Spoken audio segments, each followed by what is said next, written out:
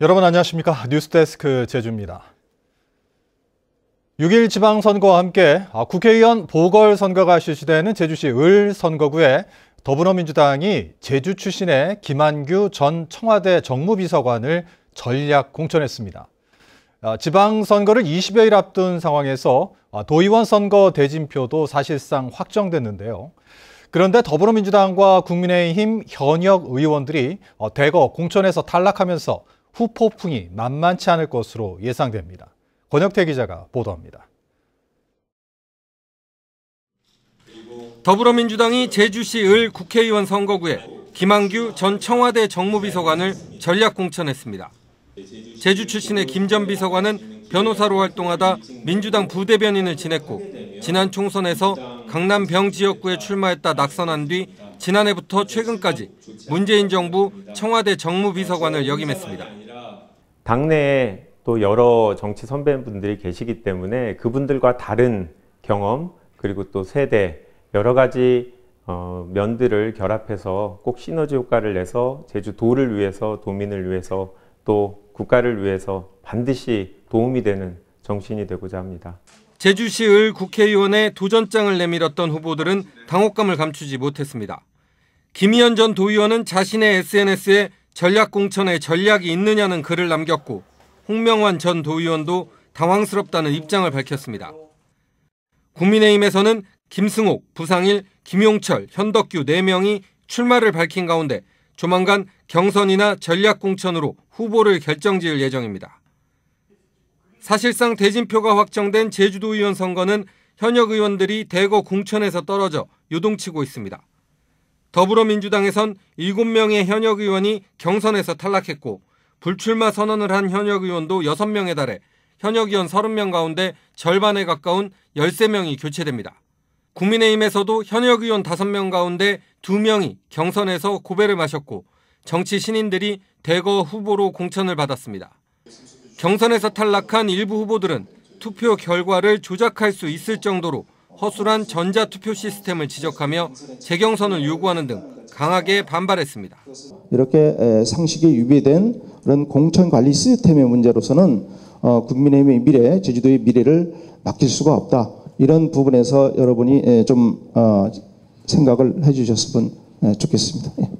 더불어민주당과 국민의힘은 비례대표 도의원 후보도 8명씩 확정했지만 민주당 좌남수 공천관리위원장이 심사위원 명단에 OX 표시를 한 뒤 단체 채팅방에 올려 논란이 일고 있습니다. MBC 뉴스 권혁태입니다. 서귀포 중문 관광단지의 제주 퍼시픽 리솜에 남아있던 돌고래 3마리 가운데 2마리가 허가 없이 반출됐다는 소식 어제 뉴스를 통해 전해드렸는데요.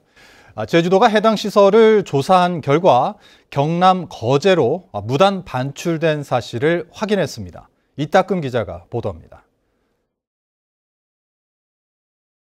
옛 퍼시픽랜드인 제주 퍼시픽 리솜의 수족관. 텅 빈 수족관에 제주 남방 큰 돌고래로 보이는 돌고래 1마리만이 남아 있습니다.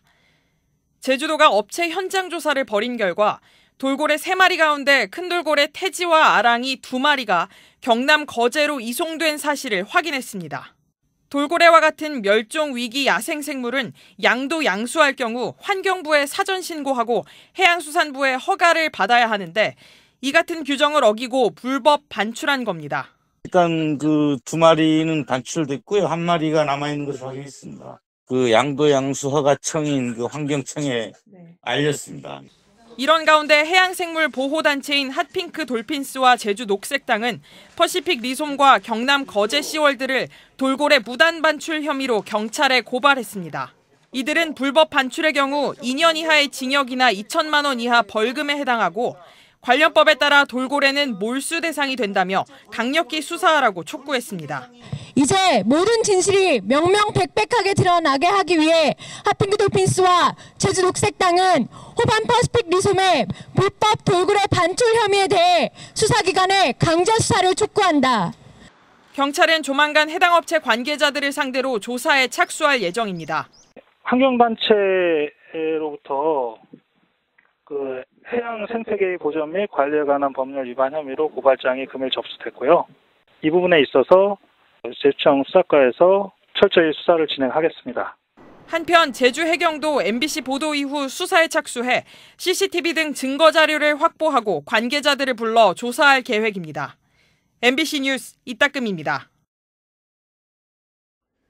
내일부터 시작되는 어린이날 징검다리 연휴에 20만 명이 넘는 관광객이 제주를 찾을 예정인데요. 다음 달 1일부터는 코로나19로 중단됐던 외국인 관광객들의 무사증 입국이 재개되면서 관광업계 정상화에 대한 기대감도 커지고 있습니다. 박혜진 기자입니다. 제주공항 대합실이 관광객들로 북적입니다. 여행 가방을 굴리면서 벌써부터 신이 난 아이들. 관광객들은 카트 위에 실린 가방에 어린이들을 태우고 공항을 빠져나갑니다. 코로나도 좀 완화되고 해서 어린이날 겸 해서 이제 연휴가 있어서 저희 가족끼리 다 같이 여행을 왔고요. 이제 오랜만에 와서 아이들도 너무 기뻐하고. 어린이날 연휴 기간 제주를 찾는 관광객은 20만 4천여 명. 지난해보다 18% 늘어날 것으로 보입니다. 제주 노선 항공편은 대부분 매진됐고 호텔과 렌터카 등 관광업체들도 100%에 가까운 예약률을 기록하고 있습니다.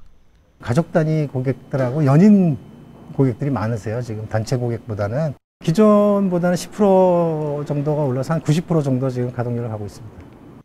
코로나19로 중단됐던 외국인 관광객들의 제주도 무사증 입국도 다음 달 1일부터 재개됩니다. 코로나 이전인 2019년 제주를 찾은 외국인 관광객은 170만 명이었지만 지난해에는 4만여 명으로 줄었습니다.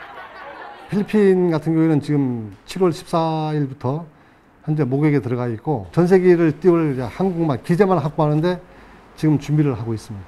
오늘도 무사증 재개됨에 따라 가지고 지금 단체들이 조금 문제가 좀 쇄도하고 있습니다. 하지만 외국인 관광객의 90%를 차지하는 중국과 일본이 봉쇄와 격리 정책을 유지하고 있어 국제선 정기 노선 재개는 아직 어려운 상황입니다. 또 출입국 시 여전히 PCR 음성 확인서를 제출해야 하는 의무도 그대로 유지되는 등 관광업계가 정상화되기까지 시간이 더 걸릴 것으로 보입니다. MBC 뉴스 박혜진입니다.